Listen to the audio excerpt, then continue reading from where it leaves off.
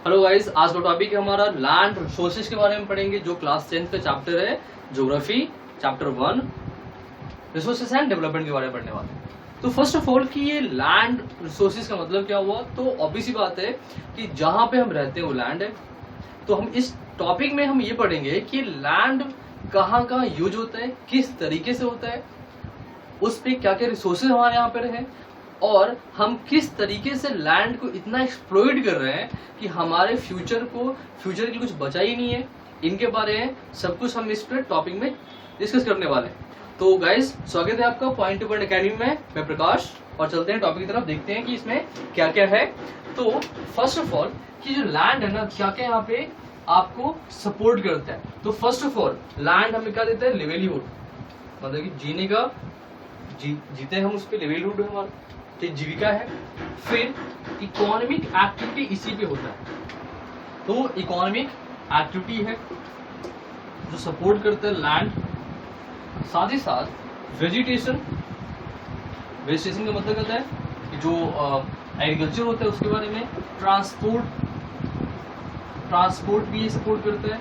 ऐसे many more है। Communication हो गया आपका, जो हम यहाँ पे सपोर्ट करते हैं। ऑब्वियसली मतलब वाइल्ड लाइफ हो गया, जो एनिमल्स हैं वो सपोर्ट करते हैं। तो जो लैंड है इन सबको सपोर्ट करता है, क्योंकि लैंड ही है जहाँ पे हम रहते हैं, सारा काम होता है। लैंड से हमें रिसोर्सेस मिलता है, मिनरल्स मिलते हैं हमें। लैंड ही जो हमें सब कुछ देता है, ठीक है।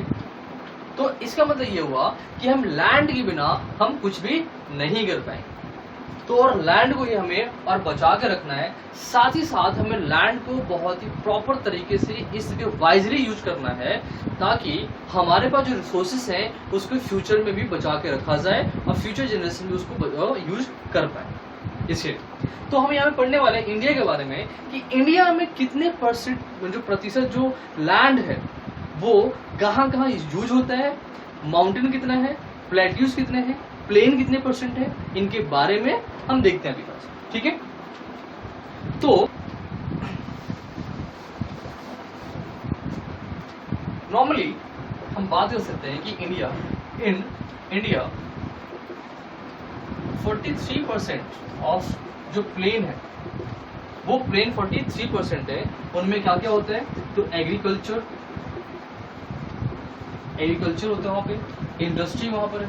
तो प्लेन एरिया क्या होता है, इंडस्ट्री। ऑब्वियसली बात है एग्रीकल्चर प्लेन एरिया में हो सकता है, क्योंकि अगर ऊबड़ खाबड़ होते हैं तो उसमें वो एग्रीकल्चर नहीं होता ना, इंडस्ट्री वहाँ पे सेटअप हो पाएगा, ठीक है। उसके बाद जो नेक्स्ट है वो क्या है, तो 30% जो पोर्शन है, जो 30% है हमारा, वो क्या है, माउंटेन। वो माउंटेन है, और माउंटेन के ऊपर क्या, तो रिवर्स, जहाँ पे रिवर्स फ्लो होते हैं, माउंटेन से रिवर फ्लो होते हैं। और साथ ही साथ ये हमारे कंट्री में टूरिज्म को अट्रैक्ट करता है, जहाँ पे टूरिज्म भी क्या है, एक बिजनेस है और टूरिज्म को अट्रैक्ट करता है। साथ ही साथ 27% क्या हमारा प्लेट्यू। ये प्लेट्यू जो होता है, इसका प्लेट्यूज का मतलब है कि वो एरिया जहाँ पे कल्टीवेशन नहीं होता है, वहां पर मैं हम बोल सकते हैं यहाँ पे, जहाँ पे इकोनॉमी को सपोर्ट करने के लिए चीजें मिलती हैं। वो क्या है, फोजल फ्यूज, ये फोजल फ्यूज है, मिनरल्स हैं, फॉरेस्ट, ये सारे के सारे जो होते हैं वो इकोनॉमी को क्या करता है, सपोर्ट करता है। किसी भी एक कंट्री की इकोनॉमी को सपोर्ट करने के लिए क्या चाहिए, फोजल फ्यूज, मिनरल्स, फॉरेस्ट, इन सब पे बहुत ही ज्यादा इंपॉर्टेंट है। अब हम ये देखने वाले हैं कि लैंड का यूटिलाइजेशन कहाँ कहाँ और किस तरीके से होता है, मतलब ये कि कितना लैंड कहाँ पर इस्तेमाल किया जाता है, उसके बारे में हम अभी देखने वाले हैं, ठीक है। तो टॉपिक में यहाँ पे लिख रहा हूं मैं, लैंड यूटिलाइजेशन, मतलब कि लैंड का जो इस्तेमाल है वो कहाँ कहाँ हो रहा है। मैं यहाँ पे बना रहा हूं मैं, फर्स्ट जो लैंड का हम यूज करते हैं वो कहाँ पर होता है, तो कुछ जो एरिया है लैंड का वो फॉरेस्ट के लिए रिजर्व है। कहा जाता है कि ऐसा गवर्नमेंट ने बताया है कि अगर हमारे पास 100% लैंड है तो 100% में से 33% लैंड कम से कम रिजर्व होना चाहिए फॉरेस्ट के लिए। वो क्यों, तो अगर फॉरेस्ट रिजर्व होता है, जितने भी हमारे इकोनॉमी एक्टिविटी होता है, उन सब से जितने पॉल्यूटेंट निकलते हैं, पॉल्यूशन जितने भी होते हैं, उन सबको वो ऑब्जर्व कर लेता है फॉरेस्ट। तो वो बहुत ही इंपॉर्टेंट है, लेकिन हमारे यहाँ पे वैसा नहीं है, बहुत ही कम हो पाता है। क्लियर? सो कुछ जो एरिया है हमारा वो लैंड फॉरेस्ट के लिए रिजर्व है, कुछ ऐसे एरिया है जहाँ पे बोलते हैं कि बैरन लैंड है, जो कि हम नोट फॉर कल्टीवेशन है, जो यहाँ पे बताया हुआ है ऑलरेडी, गवर्नमेंट ने ये बता दिया है कि यहाँ पे कल्टीवेशन नहीं होगा, वो बैरन लैंड बोलते हैं उसको, मतलब कि खाली जगह, वो खाली जगह, खाली जगह में और क्या क्या बन सकता है, तो इसमें एक और चीज की रोड बन जाते हैं, क्या वहाँ पे इंडस्ट्री सेटअप हो जाता है, वो सारे क्या है कल्टिवेटेड एरिया नहीं कहलाता है, इन सब में आते हैं, बिल्डिंग्स बन जाते हैं, ये हो गया हमारा। उसके बाद जो आता है वो है कुछ ऐसे एरिया जो जिसको हम ग्रेजिंग के लिए यूज करते हैं, पैस्चर एंड ग्रेजिंग जिसको हम बोलते हैं, ठीक है, जहाँ पे गाय भेड़ बकरियां जो पाला जाता है, पालतू किए जाते हैं, उनको रखे जाते हैं, तो ग्रेजिंग के लिए होता है, ये जो ग्रेज करने आते हैं, या फिर हम बोल सकते हैं ये ट्री क्रॉपिंग होते हैं। किसकी क्रॉपिंग होती है? तो ट्री क्रॉप्स क्रॉपिंग होता है, ट्री क्रॉपिंग होता है। ट्री क्रॉपिंग से क्या होता है कि जो बहुत सारी जो इंडस्ट्रीज होते हैं उनको चाहिए, मैं आपको बता दूं, जैसे कि बहुत बड़े बड़े जो ब्रांड है, जैसे आपने सुना होगा आइकिया ब्रांड, आइकिया एक ब्रांड है, मतलब कि मैं यहाँ पे लिख रहा हूँ, मैं ऐसा एक ये ब्रांड है आइकिया, आप सर्च भी कर सकते हैं यूट्यूब पे, और उसके साथ साथ आप गूगल पे दे सकते हैं। आइकिया जो ब्रांड है ना, इसके ये जो है वो प्लाईवुड बनाता है। अब प्लाईवुड बनाने के लिए वो एक अलग से उनका ना एक लैंड होता है, उसके अंदर ना वो ट्री को क्रॉप करता है, मतलब वो जमीन, सोचो कि उस जमीन पे सिर्फ पेड़ पौधे उगाता है, और उसको काटता है, काटने के बाद फिर उसका लकड़ी बनाता है, फिर उसके बाद फिर दोबारा वो करता है, जिससे क्या होता है ये प्रोसेस चलते रहता है पूरा ऐसा, ठीक है। तो एग्जाम्पल, फिर हम बात करते हैं कि जो नेक्स्ट जो है वो उसको बोलते हैं एक कुछ ऐसा जो नेट सोन एरिया, क्या होता है? Net sown area. ये सोन एरिया क्या हुआ? तो ये वो एरिया है जहां पे क्या होता है? कल्टीवेशन होता है, जहाँ पे एग्रीकल्चर होता है, कल्टीवेशन होता है। तो ये तो कितने जो एरिया है ना वो कल्टीवेशन के लिए है हमारे पास, लेकिन हम इन सब लैंड को जिस तरह से इस्तेमाल कर रहे हैं, इतना ज्यादा हमने यूज कर लिया ना, एक्सटेंसिव यूज कर लिया, एक्सप्लॉइट कर लिया, कि हमारा जो लैंड है, लैंड बहुत ज्यादा पोल्यूट हो गया, पॉल्यूशन से भर गया। सबसे रीजन क्या है बताता हूं मैं, कि फॉरेस्ट जो परसेंटेज ऑफ फॉरेस्ट है वो कम हो गया, ठीक है, जो बैरन लैंड है वो खत्म हो गया, रोड इंडस्ट्री और बढ़ गए हमारे यहाँ पे, बिल्डिंग्स और भी बढ़ गए, ग्रेजिंग जो ट्रीज, जो ग्रेजिंग की बात करते हैं, ग्रेजिंग ओवर ग्रेजिंग होने लगा। ओवर ग्रेजिंग का मतलब होता है जो घास है वो ज्यादा भेड़ बकरियों को वहां पे छोड़ दिया, वो खाने लगे, उससे क्या होता है जो मिट्टी है ना वो मिट्टी लूज हो जाता है, क्योंकि घास के जो रूट होते हैं ना, उस रूट से मिट्टी एक झगड़ा हुआ होता है, एक ही जगह होता है, लेकिन जब वो वहां से घास निकल जाते हैं, जो ग्रास वहां से निकल गया, तो क्या वो मिट्टी लूज हो गया, वो बाई थ्रू एयर या फिर थ्रू वाटर, वो क्या होता है वहां से जो फर्टिलिटी है वहां की वो निकल जाता है, खत्म हो जाता है, उसको बोलते हैं लैंड डिग्रेडेशन बोलते हैं उसको हम। फिर नेट सोन एरिया जो कल्टीवेशन है, धीरे धीरे क्या हो रहा था, हम फॉरेस्ट को साफ कर रहे हैं, साफ करके वहां पे हम एग्रीकल्चरल लैंड बना रहे हैं वहां पे, क्योंकि पॉपुलेशन हमारे यहाँ पे बर्स्ट हो रहा है, मतलब कि बहुत ज्यादा बढ़ रहा है।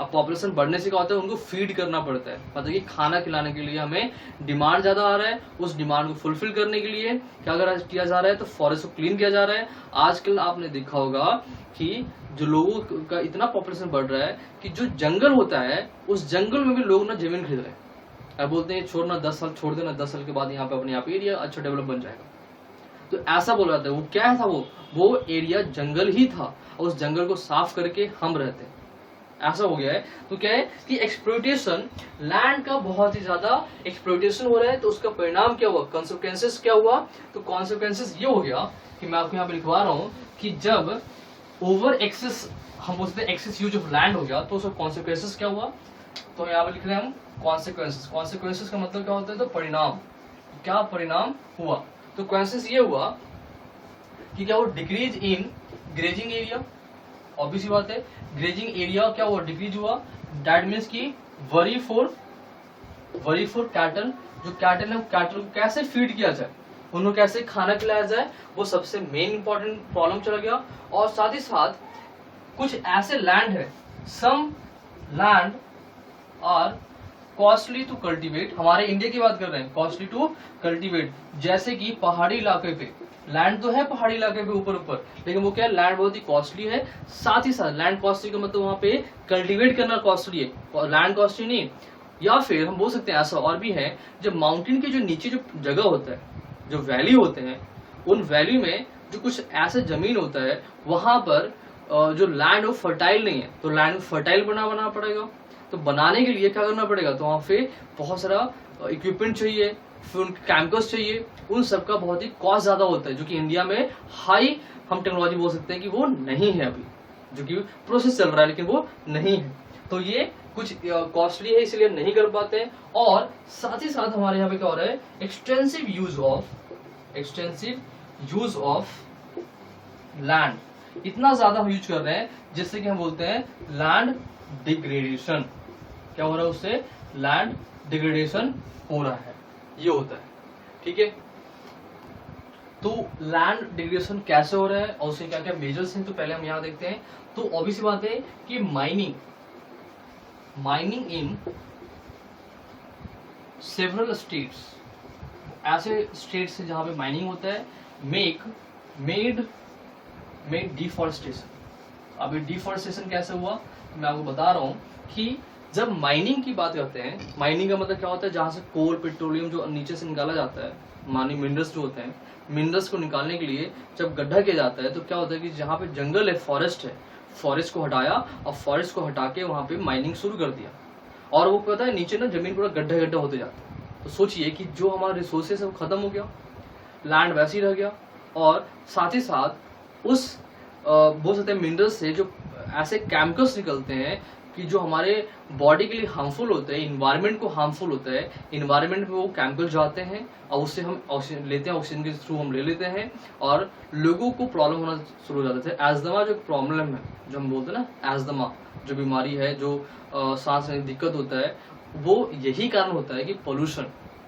ठीक है, तो पोल्यूशन तो डिफॉरेस्टेशन होता है, ओवर ग्रेजिंग जो होता है, over grazing cause land degradation, क्योंकि लैंड डिग्रेडेशन का मतलब होता है कि लैंड जो फर्टिलिटी होता है वहां से खत्म हो जाना, वहां से जो ऊपर लेयर होता है वो खत्म हो जाना। लाइक इंडस्ट्री में, इंडस्ट्री की बात करें तो इंडस्ट्री में भी जो बनाने के लिए सोप स्टोन होता है, सोप स्टोन, ठीक है, सोप स्टोन होते हैं, साथ ही साथ क्या होता है, कैल्साइट होता है। तो ये जितने भी जो हैं केमिकल्स हैं यूज्ड इन कहाँ पे यूज होता है, तो ये हम सिरामिक इंडस्ट्री में यूज होता है। Cause land and air pollution, ये लैंड और एयर पोल्यूशन दोनों होते हैं इससे, ये प्रॉब्लम है। तो अब इसको किस तरीके से किया जाए, और एक और चीज मैं बता दूं आपको कि इंडस्ट्रियल वेस्ट डम्प्ड इन अ पिट में बना के उनको गड्ढा करके इंडस्ट्री का जो डंप होता है वो फेंक देते हैं। वो जो लैंड होता है वो दोबारा वहां पे इस्तेमाल नहीं हो सकता। तो इन सबको कंजर्वेटिव प्लान का मतलब ये है कि कंजर्वेशन कैसे किया जाए, कैसे बचाया जाए। तो अब इस बात है कि मैनेजिंग हमें करना चाहिए। जो एरिया है, जो एरिया ओवर ग्रेजिंग का एरिया है, उसको एक लिमिट डाल दिया जाए कि अगर यहाँ पर जो ग्रेज कर रहे हैं, जो जितने भी कैटल ग्रेज कर रहा है, वो उनको फिर उस जगह से हटा के उनको मूव करना चाहिए। ठीक है, साथ ही साथ जो गवर्नमेंट को ऐसे बहुत सारे पॉलिसी बनाने चाहिए जिससे कि जो इंडस्ट्रियल जो वेस्ट है उनको मैनेजमेंट करने के लिए कि किस तरीके से उसको डंप किया जाए ताकि हमारा लैंड पोल्यूशन ना हो। इनके लिए फॉरेस्ट की बात करते हैं तो फॉरेस्ट में भी लोगों को इंकरेज किया जाए, फॉरेस्ट और ज्यादा हमें पेड़ पौधे लगाने चाहिए। जितने भी जो एरिया है, कुछ अलग अलग एरिया में, अलग अलग स्टेट में फॉरेस्ट के लिए एक प्लेस को रिजर्व करना चाहिए, जिससे कि हमारे क्या हो जाएगा कि वो एरिया एक रिजर्व में रहेगा और पोल्यूशन भी कंट्रोल में रहेगा, कार्बन डाइऑक्साइड की जो मात्रा है वो कम हो जाएगा हमारे पूरे इन्वायरमेंट में। ये सारा कुछ जैसे कि एज वी नो कि जब लॉकडाउन हो चुका है, इस लॉकडाउन के अंदर भी आपको पता होगा कि जो अर्थ के जो चारों तरफ जो ओजोन लेयर होता है वो हीलिंग हो रहा है, रिकवर कर रहा है। द रीजन बिहाइंड पॉल्यूशन कम है। और सोचिए सबसे मोस्टली जो इम्पोर्टेंट है वो यही कि वो हील हो रहा है ना, इससे क्या होता है कि हमारे बॉडी पर जो यूवी रेज पड़ते हैं ना वो नहीं पड़ेंगे, जो सबसे अच्छा है हमारे लिए।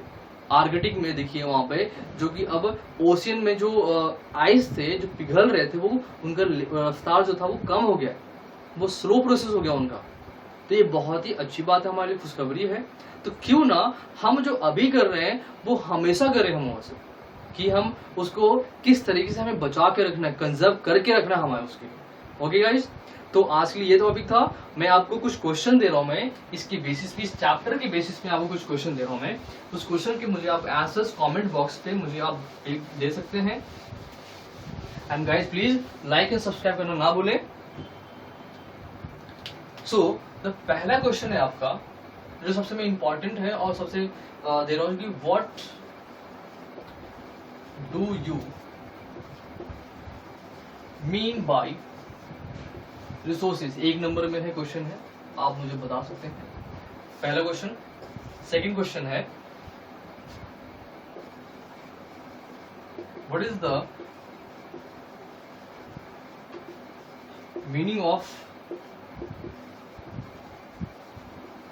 Development in resources. ये है क्वेश्चन, जो ये 3 मार्क्स का क्वेश्चन है, ठीक है। एंड द लास्ट वन जो मैं भी दे रहा हूं मैं, वो ये what do you mean by land degradation. ये लैंड डिग्रेडेशन होता क्या है, एंड या आप ऐसे बोल सकते हैं एक्सप्लेन, क्या होता है, कैसे होता है इसके बारे में। तो गाइस आज के लिए इतना ही, थैंक यू।